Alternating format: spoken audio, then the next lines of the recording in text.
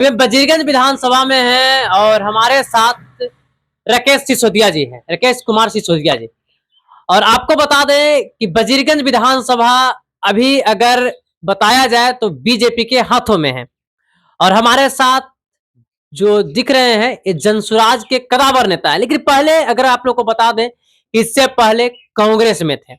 चलिए इनसे बात भी करते हैं, कांग्रेस छोड़ने का क्या वजह रहा, जनसुराज में आने का क्या वजह रहा, ये सब चीजों पे बात करते हैं। उसके बाद बजीरगंज विधानसभा पे भी आएंगे। हमारे चैनल में सबसे पहले स्वागत है सर। सर आपको स्वागत है, बहुत बहुत बधाई हो। आप इंटरव्यू करने के लिए हम आए हैं, जाने कि आप विधायक की दावेदारी भी किए हैं। उसके बाद क्या सच्चाई है, मतलब सही है कि मतलब दावेदारी ठोके हैं?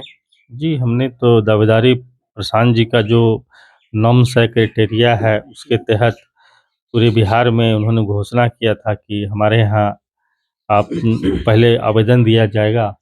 आवेदन में जाने के बाद जो सर्वे रिपोर्ट आएगी, उसके बाद हम लोग decision block committee, steering committee, जिला स्टीयरिंग कमेटी और ऑब्जर्वर का जो रिपोर्ट होगा उसके बेसिस पे हम टिकट का बंटवारा कर, जनता में यदि आपका रिपोर्ट अच्छा रहेगा तो हम लोग टिकट देंगे। जैसे हम लोग को सूत्रों से पता चला है कि आप पहले कांग्रेस में थे, कांग्रेस के कदावर नेता थे, ये कांग्रेस छोड़ने का वजह क्या रहा? ऐसा है कि मैं कांग्रेस में, युवा कांग्रेस की राजनीति स्टार्ट किया। इसके पहले मैं बैंक में एज ए सेल्स मैनेजर था, एचडीएफसी बैंक में। उसके बाद उस समय राहुल जी का सिस्टम आया, नेता बनो नेता चुनो। तो उस समय हमने ओपन मेंबरशिप हुआ था और नई परिसीमन वजीरगंज का हुआ था।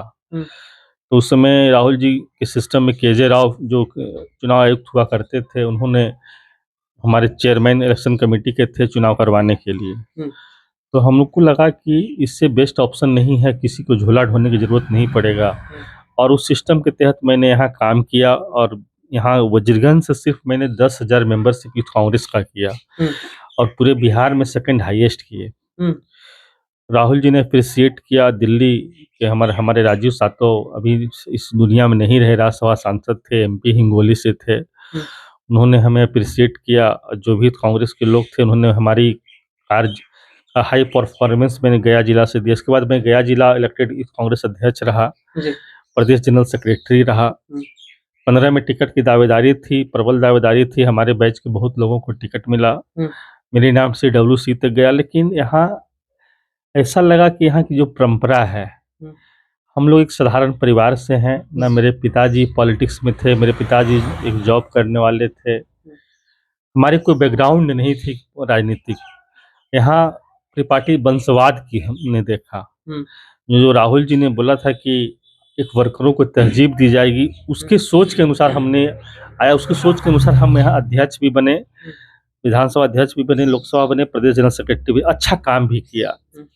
लेकिन लगा कि एक वर्करों को तहजीब नहीं दी जा रही है, एक अच्छी सोच यहाँ नहीं है। तो जब घुटन महसूस होने लगा तो प्रशांत जी का मैंने देखा कि बिहार के प्रति एक ऐसा रुझान था उनका कि बिहार में एक ऐसी व्यवस्था हो जिससे आम आवाम को हम एक रोजगार दे सकें, अच्छी एजुकेशन दे सकें, अच्छी इंडस्ट्री डेवलपमेंट कर सकें। तो इस इंस्पायर्ड होके हमको लगा कि हमारे सोच के लोग हैं, हमारी सोच की, और उन पढ़े लिखे लोगों को हम तहजीब देते हैं। तो हमको लगा कि कांग्रेस में आज रहना उचित नहीं है। इसी के चलते हमने कांग्रेस छोड़ दिया। जनसुराज चुनने का वजह क्या रहा? प्रशांत जी की बिहार के प्रति ऐसी सोच, हमको लगा कि इसके एक हिस्सा बने, इसके एक भागीदारी बने, जिससे हमारा योगदान से कुछ भला हो, हमारे विधानसभा वासियों का भला हो। जो आज जर्जर स्थिति से वजीरगंज गुजर रही है, उस जर्जर स्थिति को हम कैसे तो सुदृढ़ कर सकें। अगर आप विधानसभा का प्रशांत जी आपको टिकट देते हैं, विधानसभा आपको चुनाव भी अगर आप जीत जाते हैं और यहाँ का जनता के लिए आप मन मुड बनाए हुए होंगे कि हम इस काम के लिए आए हैं, तो कौन सा काम आप जनता को सबसे पहले दीजिएगा? पहला मेरा काम होगा कि वजीरगंज का जो स्वास्थ्य केंद्र है उसको एक ऐसा व्यवस्था दें कि यहाँ पर जो गरीब गुरबे के लोग जो यहाँ आते हैं इलाज के लिए, उनकी अच्छी व्यवस्था हो, उनको गया जाने के 25 किलोमीटर जाने की ज़रूरत ना पड़े। जो महिलाओं को बच्चा इशू होता है उनका ऑपरेशन की व्यवस्था यहाँ हो, और 10 मिनट के अंदर में सुदृढ़ गाँवों से एम्बुलेंस कम से कम 2-4 हो, इससे कोई 112 पर डायल करे तो उनको यहाँ पहुँचाने की व्यवस्था हो। यहाँ महिला आईटीआई कॉलेज, पॉलिटेक्निक कॉलेज, ये सब व्यवस्था। दूसरा भी बिरला ग्रुप का एक सीमेंट प्लांट खुलना था कोल्हा में, उसको कैसे हम यहाँ करें कि जहाँ 500,000 युवकों को हम नहीं कह सकते हैं कि सबको यहाँ मैनेजर बना देंगे, लेकिन गार्ड के ही व्यवस्था हो, जो जिस लेवल का पढ़ा लिखा होगा, कोई ट्रांसपोर्ट की व्यवस्था करेगा, रोजगार मिलेगा। हाँ, रोजगार मिले, जिससे लोग मतलब संपन्न होंगे। और 1999 में रामविलास जी ने यहाँ पर स्टील प्लांट के लिए जमीन एवं अधिग्रहण किया था। आज तक हमारे जो प्रेजेंट विधायक हैं, इनका ही सरकार पटना में भी है, बिहार में भी है, दिल्ली में भी है, लेकिन इनकी सोच नहीं है कि हम यहाँ पर ऐसा विकास करें। सिर्फ उनकी सोच है कि मेरा व्यक्तिगत विकास कैसे हो। इसके पूर्व वाले हमारे जो कांग्रेस वाले थे, वो भी मंत्री रहे, लेकिन उनकी भी सोच नहीं, उनकी व्यक्तिगत सोच है कि मेरी परिवार का विकास कैसे हो। यहाँ पर हमारी सोच यह है कि हम यहाँ के जो बदतर स्थिति है, उसको सुधारें। कैसे सुधारें। आपसे लास्ट प्रश्न मेरा रहेगा कि जैसे आप ठीक है विधायक के लिए आप आ रहे हैं, ठीक है, लेकिन आपको पता होगा कि वजीरगंज जो विधानसभा है हॉट सीट है। आपको पता होगा कि गया में 10 विधानसभा में सबसे पुरवारी छोड़ में अगर आता है वजीरगंज आता है।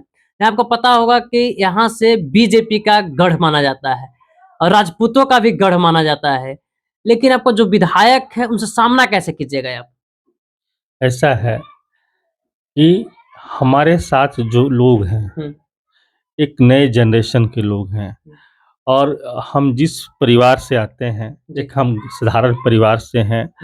लोगों के यहाँ के जो युवा वर्ग हैं, उनको यह लगता है कि यदि ये आते हैं तो एक घर का विधायक होगा, परिवार का विधायक होगा, और हम उनके बारे में सोचते हैं। विगत 15 सालों में हमारे साथ जितने युवा थे, उनके सुख दुख में जो हमसे बना, किन्हीं को पीएमसीएच में इलाज की ज़रूरत पड़ा, किन्हीं को आईजीएमएस में ज़रूरत पड़ा, किन्हीं को महावीर कैंसर संस्थान में ज़रूरत पड़ा, किन्हीं गया मेडिकल कॉलेज में पड़ा, तो उसमें हमने खड़ा रहने का प्रयास किया, यथासंभव मदद करने का भी प्रयास किया। और युवाओं में यह सोच है कि ये ऐसे व्यक्तित्व के लोग हैं कि कमीशन खोरी वाले लोग नहीं हैं, और यहाँ के बारे में सोचते हैं, यहाँ के विकास के बारे में सोचते हैं। तो हमारे प्रति लोगों का रुझान है। वजीरगंज विधानसभा में इस बार जाति पर वोट होगा या फिर जाति से उठकर वोट होगा?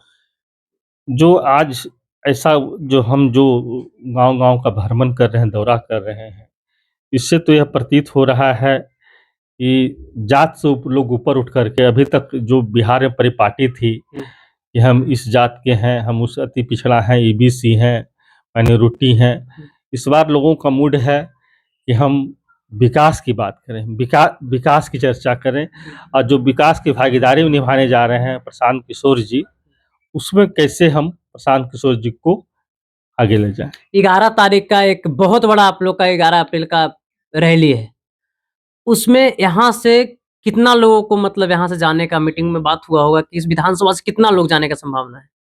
लगभग हम लोग का टारगेट है वजीरगंज से विधानसभा से 5 से 7 हज़ार आदमी, 8 हज़ार आदमी हम लोग जाएँ। 5 से 7 हज़ार। चलिए आप लोग को सबसे बड़ा बता दें कि अभी तक में जनसुराज का जो सूत्रधार है प्रशांत किशोर खुद मतलब इस बात को बोले हैं कि गांधी मैदान में अगर इस बार उनका है कि 10 लाख से ऊपर लोग आएंगे। आप लोग ये बताइए क्या सही में 10 लाख लोग उसमें पहुंच पाएंगे? जबकि आपको पता होगा कि 1 करोड़ से जब उनका जब फर्स्ट बार जब पार्टी बना था जनसुराज का 2 तारीख को 2 अक्टूबर को, तो उसमें जब जुटे थे तब वो पार्टी बना था। तो आप बताइएगा क्या सही में उस दिन पटना में कैसा भूचाल मचेगा क्या? और दूसरी चीज जो 2025 के चुनाव आ रहा है, इसमें जो प्रशांत किशोर जो खुद कभी दूसरे का सरकार बनाया करते थे, कहीं दूसरे का दिमाग देते थे, खुद चुनाव मैदान में आए हैं। और दूसरी बात राघोपुर से भी ताल ठोक रहे हैं। तो आप लोग तो प्रशांत किशोर के बारे में भी कमेंट जरूर कीजिएगा कि पार्टी आने से किसका यहाँ पे पलड़ा लूज होने वाला है और इनका पलड़ा कैसे होने वाला है। बाकी जो लोग वजीरगंज विधानसभा से जो लोग वीडियो देख रहे होंगे तो वीडियो को शेयर कर दीजिएगा, इसलिए क्योंकि हर लोगों तक इनका विचारधारा जा सके, इनका जो सोच है हर लोगों तक पहुंच सके कि कैसे व्यक्ति है, इनका विचारधारा कैसे है। और दूसरी चीज, अगर राकेश सिसोदिया से अगर कोई सवाल अगर आप लोग को रह गया हो कि राकेश जी से सवाल किया जाए या ये बात को रखा जाए, तो आप लोग कमेंट बॉक्स में अपना राय जरूर रखिएगा। इनसे जरूर हम पूछने का काम करेंगे। बाकी नेक्स्ट वीडियो में फिर मिलते हैं, तब तक के लिए धन्यवाद। जय हिंद।